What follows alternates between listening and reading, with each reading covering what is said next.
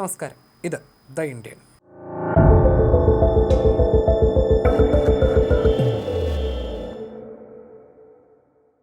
ഇസ്രയേലിൻ്റെ വിഖ്യാത വ്യോമ പ്രതിരോധ സംവിധാനമായ അയൺ ഡോമിനെ കുറിച്ച് ഒരു പ്രത്യേക വിശദീകരണത്തിൻ്റെ ആവശ്യമില്ല. വളരെ ചുരുക്കം ചില രാജ്യങ്ങൾ മാത്രമാണ് ഈ പ്രതിരോധ സംവിധാനം ഉപയോഗിക്കുന്നത്. എന്നാൽ അയൺ ഡോമിനെ കുറിച്ച് ഇപ്പോൾ പുറത്തുവരുന്ന റിപ്പോർട്ടുകൾ ഇന്ത്യയുടെ മേന്മ അന്താരാഷ്ട്ര തലത്തിൽ എടുത്തു കാട്ടുകയാണ്. ഇസ്രായേലി പ്രതിരോധ രംഗത്തെ പ്രമുഖ കമ്പനിയായ Rafael advance defence systems iron dome വ്യോമ പ്രതിരോധ സംവിധാനവും അതിലുപയോഗിക്കുന്ന താമിർ ഇന്റർസെപ്റ്റർ മിസൈലുകളും ഇന്ത്യയിൽ നിർമ്മിക്കുന്നതിനായി രാജ്യത്തെ പ്രമുഖ സ്വകാര്യ പ്രതിരോധ കമ്പനികളുമായി സജീവ ചർച്ചകൾ നടത്തി വരികയാണെന്നാണ് റിപ്പോർട്ടുകൾ.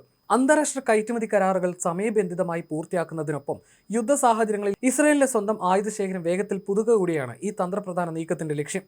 നിലവിലെ സാഹചര്യത്തിൽ ആഗോളതലത്തിൽ താമിർ മിസൈലുകൾക്ക് വലിയ ആവശ്യകതയാണുള്ളത്.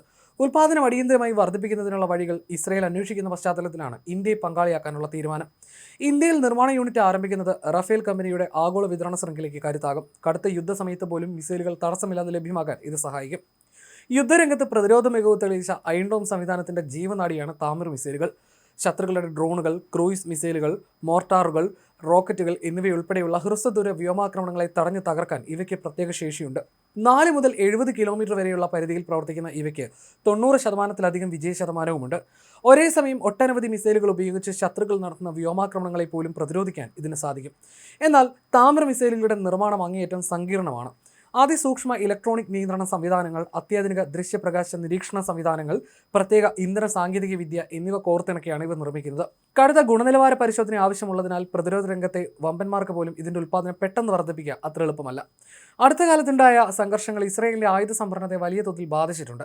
കുറഞ്ഞ ചെലവിലുള്ള റോക്കറ്റുകളും പൈലറ്റില്ലാ വിമാനങ്ങളും ഒന്നിനു പുറകെ ഒന്നായി വലിയ തോതിൽ തൊടുത്തുവിട്ട് ഇസ്രായേലിന്റെ അത്യാധുനിക മിസൈൽ ശേഖരം തീർക്കുക എന്ന തന്ത്രമായിരുന്നു ശത്രുക്കൾ പയറ്റിയിരുന്നത്. എത്ര വലിയ വ്യോമ പ്രതിരോധ ശൃംഖലയുടെയും ആകെ ഫലപ്രാപ്തി എന്നത് അതിലേക്ക് ആവശ്യമായ മിസൈലുകളുടെ ലഭ്യതയെ ആശ്രയിച്ചിരിക്കും. ഒരേ സമയം ആയിരക്കണക്കിന് ആക്രമണങ്ങൾ ഉണ്ടാകുമ്പോൾ ഇന്റർസെപ്റ്റർ മിസൈലുകളുടെ ശേഖരം കുറവാണെങ്കിൽ ശത്രുക്കളെ പ്രതിരോധിക്കാനുള്ള വ്യോമ പ്രതിരോധ സംവിധാനങ്ങളുടെ ശേഷിയെ ഇത് ഗുരുതരമായി തന്നെ ബാധിക്കും. ദീർഘകാലം നീളുന്ന യുദ്ധങ്ങളിൽ മിസൈലുകൾ തീരുന്ന വേഗതയ്ക്കൊപ്പം ഉൽപ്പാദനം എത്തുന്നില്ല എന്നതായിരുന്നു ഇസ്രായേൽ നേരിടുന്ന പ്രധാന പ്രതിസന്ധി. മുൻപ് ഇത്തരം അടിയന്തര ഘട്ടങ്ങളിൽ അമേരിക്കയിൽ നിന്നാണ് ഇസ്രായേൽ മിസൈലുകൾ എത്തിച്ചിരുന്നത്. ഈ പ്രതിസന്ധി മറികടക്കാൻ താമിർ മിസൈലിന്റെ അമേരിക്കൻ പതിപ്പായ സ്കൈ ഹണ്ടർ നിർമ്മിക്കാൻ US കമ്പനിയായ റേഡിയോണുമായി റഫേൽ കൈകോർത്തിരുന്നു. എന്നാൽ യുദ്ധത്തിന്റെ തീവ്രത കാരണം ആവശ്യത്തിനനുസരിച്ച് ഉൽപ്പാദനം ഉയർത്താൻ ഇസ്രായേൽ ബുദ്ധിമുട്ടുകയാണ്. ആഗോളതലത്തിലുള്ള ഇത്തരം പ്രതിസന്ധികൾക്കിടയിലാണ് ഏറ്റവും അനുയോജ്യമായ പങ്കാളിയായി ഇസ്രായേൽ ഇന്ത്യയെ കാണുന്നത്.